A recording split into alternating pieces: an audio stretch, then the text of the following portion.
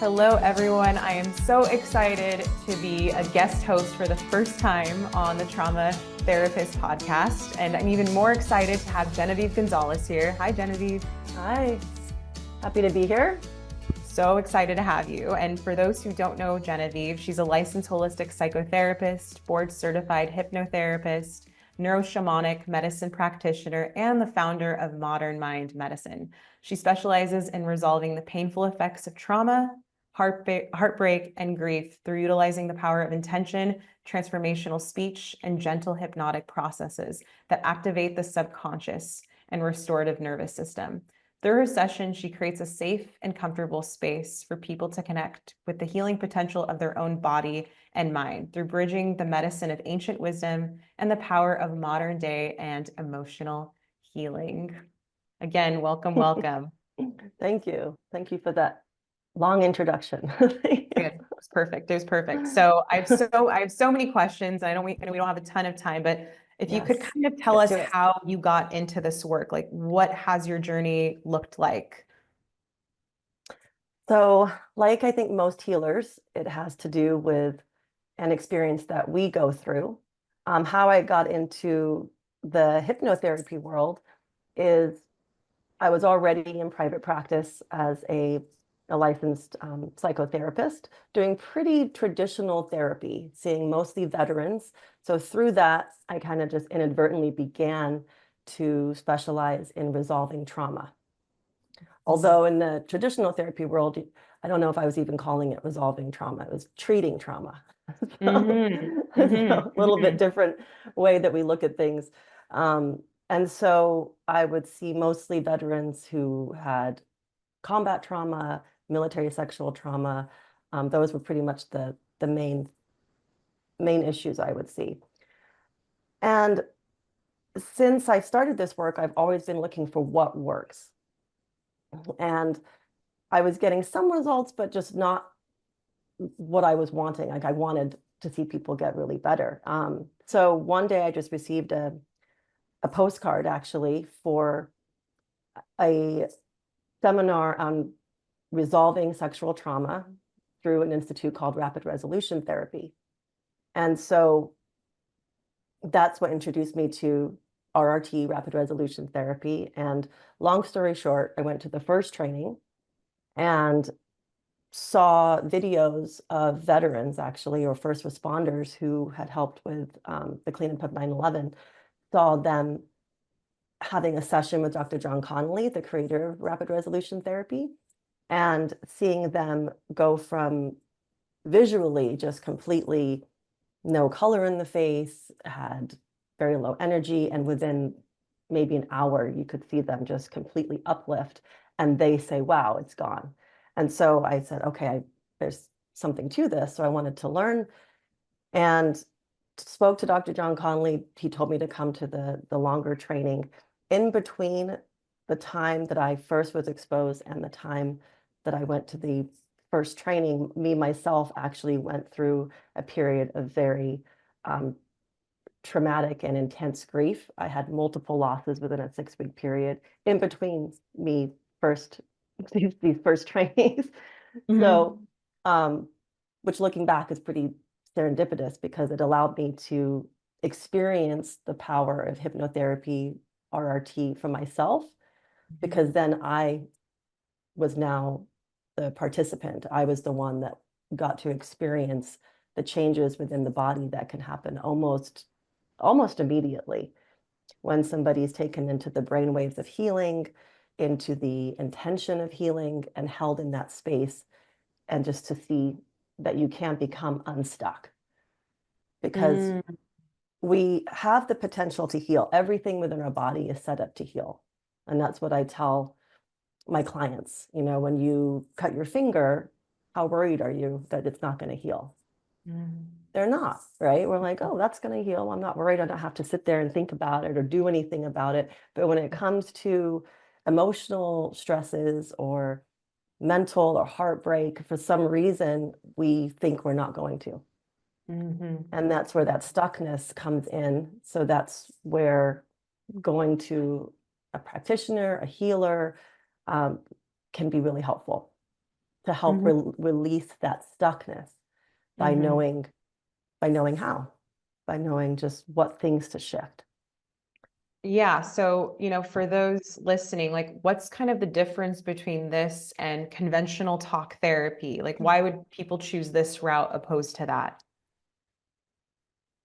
I think for talk therapy, as someone that's trained in it, as I'm sure you were too, that um, it can have value. There's some people that do like to talk things out, and they can, work out their problems or come up with a solution through that. They can um, receive validation. There's a lot of validation in talk therapy, and so some people do need that. With the hypnotherapy realm, we're looking to cause a shift. It's good for for someone who's been feeling really stuck, because sometimes the talk therapy can't remove the stuckness. We can find out why, maybe the why, but then not how are we going to now shift it. Mm. Where with the hypnotherapy, we're more looking at, okay, how do I solve this, cause a shift, get out of that stuck state? It's okay, the why can be helpful, but it's more of the, okay, but now how? What's going on? How is the mind processing this that's causing this distortion or stuckness? Usually it's a belief, the mind's made meaning out of something.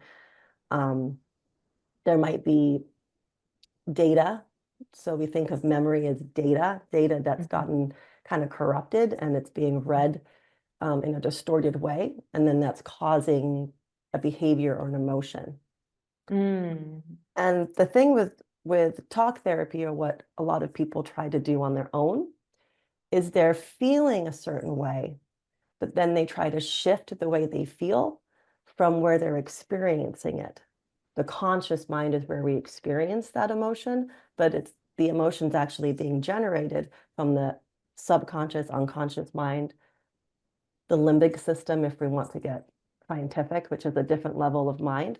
So what we want to do, if we want to change the emotion, we want to go to where it's being generated, not where the person's feeling it.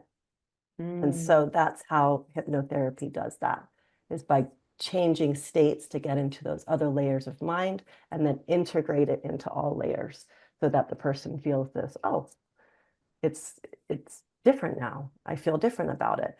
And it's not that the thing didn't happen, or they're going to lose their memory or anything like that. They can still talk about it, but they're not going to get the same emotional reading at that time. So then it's not a trigger, let's say, or they're able to talk about it like many other forms of data that they've had throughout the days that aren't causing any emotional response that's troubling. So they're in essence kind of desensitized to it, like they're able to look at it in a more objective way. This happened, it sucked, it was traumatic, and I'm not feeling this visceral somatic response to it where like I did before. Like it doesn't feel as traumatic in the mind, the body, the spirit. Absolutely. So I like to say they see it with clarity, Mm. or see it with an enlightened state. Mm-hmm. So they'll see it, and yes, this thing sucked, but sometimes we can find wisdom Mm-hmm. from the things that we've overcome, but we Mm-hmm. can't if we're thinking about how much it sucked, or thinking it happened, how it happened to me, opposed to it happened. Sure. And So post-traumatic growth, right, is a thing. yes, yes. It's Hmm. hard to see that when you're in tunnel vision because you're in a traumatized state. So Hmm. you're just in a survival response within the experience. So being able to find where it is in the mind, the body, the spirit, and then integrate it so that you can see it with clarity and understanding and maybe compassion. Yes. Yeah, absolutely. And the That's brain, incredible. yeah, and I like it. The brain and the It works. brain that um like fear, anger, where those brain waves, those don't, we can't experience, let's say, logic, reason, creativity, inspiration. So we want to get someone into those areas, those brain waves, or where those emotions, the area of the mind where they're able to experience those, because that's where they start to see it with clarity. But I fear, see. anger decreases Mm, the ability to do that.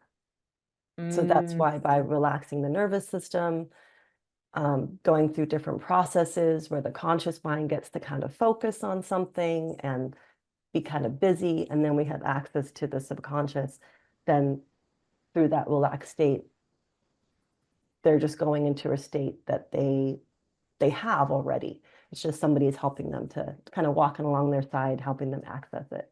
So it sounds like neuroplasticity at play and how you're accessing the conscious and subconscious, creating new neural pathways. Because for those who don't know, 95% or more of everything we do is subconscious. Mhm. It's pretty wild. So this makes sense. And I know that you'd mentioned like the sessions are a little bit longer, right, than typical talk therapy. Like how does that work? How many sessions does a person need to really see results? What do they generally notice? What can you share about that?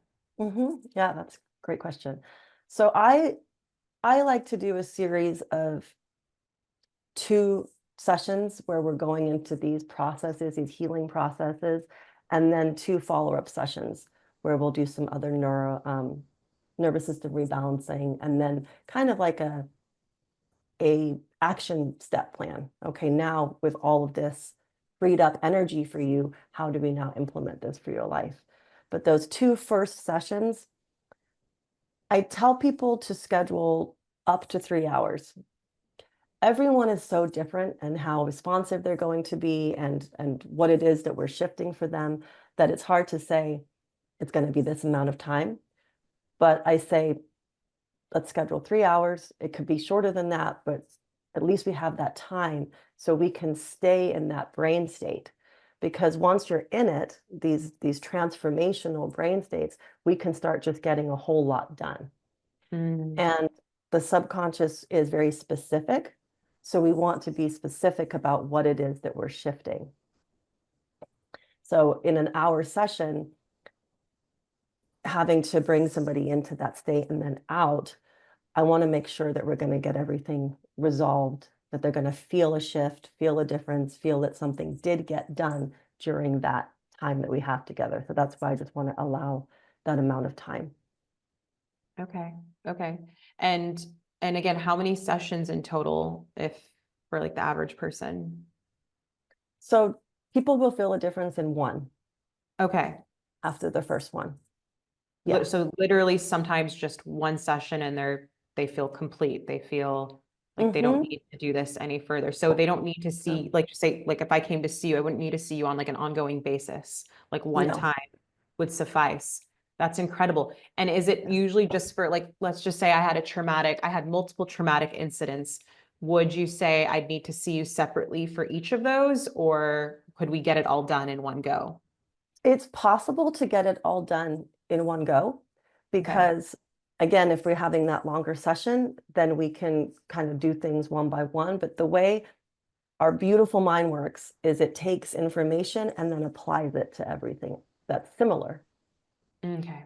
Wow. which works for us. Sometimes can work against us too, like with Sure. trauma, like, oh, this Yeah. thing, the firecracker sounds like the bomb, so it can work Yeah. in that way too, but it also works in beautiful ways with healing because it can take the same thing if we've now applied this new meaning, this lesson, this way of looking at something, and then it can apply it to the other things.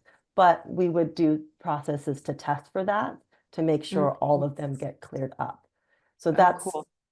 what I want to do. I want to make sure before the person logs off, they know that there's been a change. So that's Okay. why I allow for that time as well. I was going to ask, this is something you can do virtually and or in person, right? Yes. Okay. Yeah. And is there kind of like an ideal, not ideal client, but like a specific person who would seek this modality out over the rest? Is it someone specifically who's feeling stuck in their trauma responses and a dysregulated nervous system, or is this effective for other people as well for different reasons? It's effective for pretty much everybody. Okay. So me personally, I specialize in trauma resolution, sexual trauma resolution, heartbreak, and grief. Those are my kind of my favorites to shift for people. Um, but it does work with um, substance abuse as Mm, well, okay. which just not something I specialize in, but it's very, very effective for that. Okay. Relapse prevention is what we call it in the RRT world. So, Nice. Nice. but Okay. really, really everything. Okay. Yeah. Good to know. Good to know. So, And then I know we don't have a lot of time, but I had a few more questions. So the okay. neuroshamanic medicine, like, can you just quickly explain? I'm sure people heard that in the beginning and they're like, what is that? I need to know more. Right. So hypnotherapy and shamanic practices are actually kind of aligned, kind of similar. So the shamanic medicine and practices is a healing method that has to do with intention, using the the power or calling in the medicine of either the elements, the earth, different spirits, depending on which culture it is. They all have different ones that they work with, animal spirits, things like that. And practicing that every living being has a medicine to it, and you can call on them for help. So with hypnotherapy, we're using intention as well. And ancient times, there was no way to actually use scientific methods to test what's going on in the brain when these different shamanic medicines are being practiced. But now in the Western world, we are able to test them. And like Dr. Joe Dispenza is doing a lot of work with testing brainwaves and what happens when people are in meditation and going through these healing practices. So neuroshamanism combines the medicine of the ancient world, but also with the research that we can do now. And it's kind of a way to say the Western world and how the Western people are practicing these indigenous medicine practices. Okay. And does that get intertwined with your RRT work, or is that something separate? Like if someone wanted to work with you, how would that work? Yeah, so I do pretty much use it with most people. Some are more open than others. So it Mhm. really depends on what's going to be working for them. When I'm working a hypnotic process through someone or a transformational process, let's call it, I'm looking at what's going to cause the shift, and I'm receiving information while I have the intention of where we're going for that person, which we've already agreed on. So Mhm. no one can be taken through a transformational state or hypnotized for something they don't want to do. So we've already agreed on where it is we're going that's in the best and highest good for that person. Okay. And so whatever that is, that's what I'm going to receive information to take them there. Great. That sounds like an amazing guide. So, real quick, just because we are at the end. Yes, yes. First, what is one thing you wish to impart for anyone who's listening or Mm, watching this right now? If they can walk away with yes. one thing, what is it? Mhm. That healing doesn't have to take a long time. It doesn't have to be painful. You don't have to relive Mhm. painful things. Mhm. There are ways to release it without having to relive it in the same way. And it doesn't have to take a long time. Um, we can become unstuck. We can go through the healing. Of course, there's going to be other things we have to do in our world, right? Because we live here, but it doesn't have to be long or painful. Mhm. Beautiful, beautiful. Thank you for that. And how can people reach you? So the best way is to go to modernmindmedicine.com, and then they can go to my contact page and reach out to me there. Also, Instagram, also Modern Mind Medicine on Instagram as well.